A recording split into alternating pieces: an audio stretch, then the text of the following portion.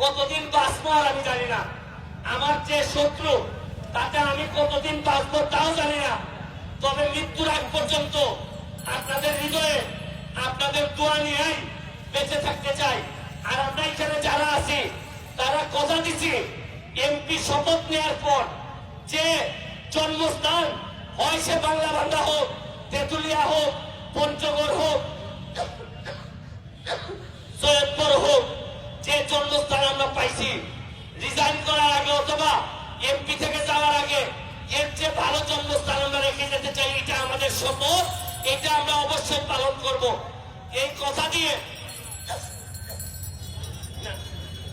সুরেন শৈল্য ধরে রয়েছে। প্রতিদিনই কোনো না কোনো 2 নম্বর লোকের বিরোধিতা করতে হয়। যদিও মুক্তা ভাই পিছ থেকে কয় আন্না আন্না আইসো আসো আন্না, খুব ভালো লোক, মানে আপন বড় ভাই যেভাবে পিছ থেকে টান্না ধরে রাখে, এইভাবে মুক্তা ভাই সিদ্দিক ভাই আমার ধরে রাখে। আমি আগাইলে আন্নারে ভাই আন্না আন্না আয়, পিছে নাই পিছে নাই। আমরা সংসদে অনেক ভালো মজা করি।